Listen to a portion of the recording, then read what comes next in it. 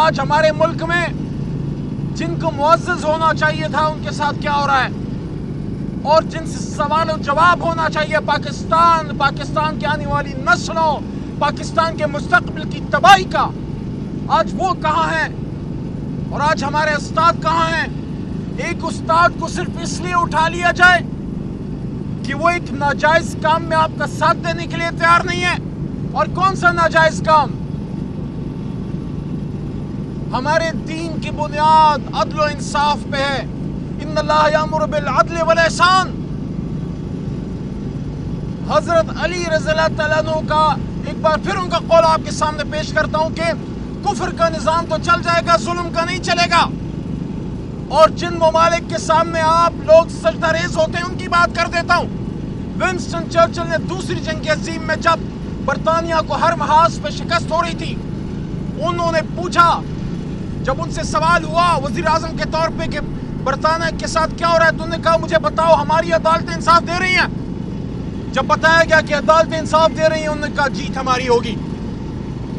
تو یہ جو سارا ڈرامہ کریٹ کیا گیا کراچی میں اس لیے کہ ایک محترم جج صاحب جو آپ سے ڈرے نہیں، جو آپ سے جھکے نہیں، جو آپ سے بکے نہیں، جو فیصلہ کرنے جا رہے تھے اسلام آباد کی 3 سیٹوں کا، اور اگر اسلام آباد کی وہ 3 سیٹوں کا فیصلہ ہو جاتا جس کو چیف جسٹس اسلام آباد ہائی کورٹ کے سٹے کی وجہ سے وہ معاملہ رک گیا، تو اگر اسلام آباد میں تحریک انصاف کو سیٹیں مل جاتی تو آپ کے اس الیکشن کے ڈھکوسے کا سر بازار اس کی عزت نیلام ہو جاتی جو آپ نے 8 فروری کو کیا۔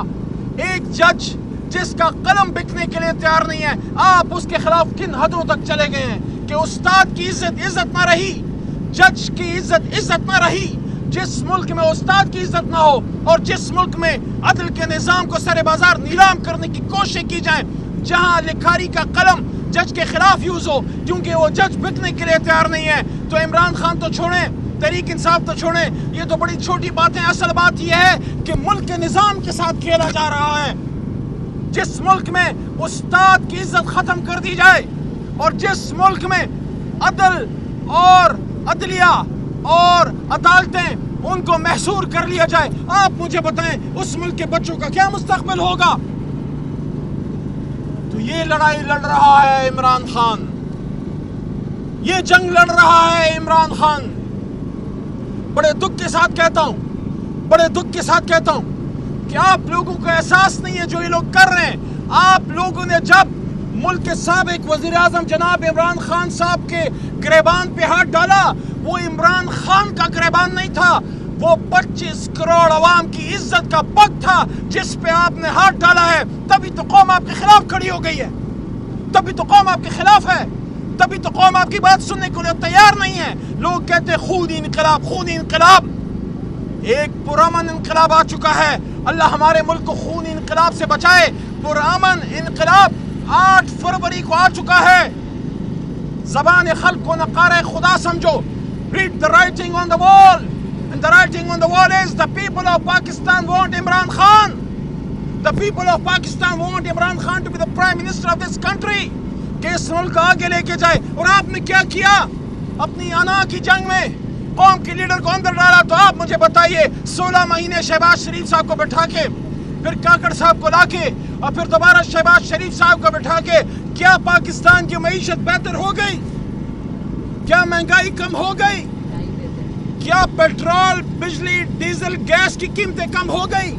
کیا IMF کی غلامی میں جاتے جاتے آپ نے پاکستان کی معیشت کا کباڑہ نہیں کر دیا؟ وہ ممالک جو آپ کو سپورٹ کرتے تھے اب آپ کی طرف دیکھنے کو روادار نہیں۔ ہمیشہ سعودی عرب، چین ہمارے بھائی ہیں، دوست ہیں، ہمیشہ ہمیں سپورٹ کیا UAE نے، آج آپ کی بات پہ اعتماد کرنے کے لیے کوئی تیار نہیں ہے۔ اور سب سے بڑا جو نقصان ہوا ہے، آپ جنہوں نے عمران خان سے زیادتی کی ہے، تحریک انصاف سے زیادتی کی ہے، علی محمد شہریار خان آفریدی، قریشی، ڈاکٹر یاسمین راشدہ، بے شمار نام ہے، اعجاز چودھری، آپ نے ہم سے جو زیادتی کی ہے، یہ جنگ آپ ہار چکے ہیں۔ آپ عوام میں جا کے اپنا تعارف نہیں کرا سکتے کہ آپ کون ہیں، کیونکہ جب آپ بتاتے ہیں تو وہ آپ کی طرف دیکھنے کو بھی مناسب نہیں سمجھتے۔ اب بھی وقت ہے جو نواز شریف صاحب نے کہا کہ بات چیت ہونی چاہیے، میاں صاحب بڑی دیر کر دی مہربان آتے آتے، بڑی دیر کر دی مہربان آتے آتے۔ آپ تو کہتے تھے کہ ووٹ کو عزت دو، آپ تو کہتے تھے کہ ووٹ کو عزت دو، اب کس چیز کو عزت دی ہے آپ نے؟ کیا مانگے تانگے کی حکومت لے کے عزت مل گئی؟ عزت وہ ہے جو قوم آپ کے سر پہ عزت کا تاج پہنائے، جب آپ کو عزت کی پگڑی پہنائے، جب قوم آپ کو کندھوں پہ بٹھائے، جب قوم کے بچے آپ کے لیے دعائیں کریں، وہ ہوتی ہے عزت۔ میری دعا ہے میرا ملک ہنستا کھیلتا پھلتا پھولتا رہے، لیکن ایسا نہیں ہوگا، استادوں کو بے احترامی کر کے نہیں ہوگا، ججوں کو پریشرائز کر کے نہیں ہوگا، اپنے مرضی کے فیصلے لکھوا کے اور کروا کے نہیں ہوگا۔ ملک ترقی تب کرے گا جب جمہوریت میں جمہور کا مان آ جائے گا، اور جمہور کا فیصلہ کیا تھا؟ عمران خان۔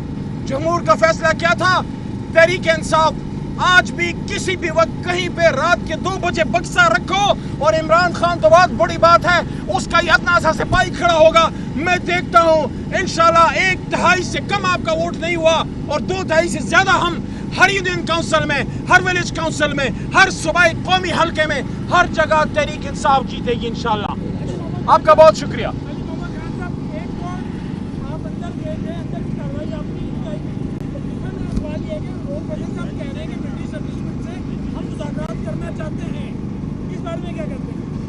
اندر تو آج چھوڑا تک نہیں، اندر تو آج جانے کی اجازت نہیں۔ انہوں نے عمران خان صاحب کو محصور کر لیا ہوا ہے، اور جہاں تک اسٹیبلشمنٹ سے بات ہے، دیکھیں اسٹیبلشمنٹ سے مذاکرات کی بات نہیں ہے، ان سے انگیجمنٹ کی بات ہے کہ جو غلط فہمیاں ہیں وہ دور ہوں، اور ان کا بھی یہ احساس ہو، ان کو بھی یہ احساس ہو کہ ہم پاکستان تحریک انصاف اپنی فوج کے خلاف نہیں ہیں، ہر محاذ پہ تحریک انصاف نے اپنی فوج کو ڈیفینڈ کیا ہے۔ ہم پاکستانی سیاست میں اسٹیبلشمنٹ کے رول کے خلاف ہیں، اس پہ عمران خان صاحب کو اصولی موقف ہے۔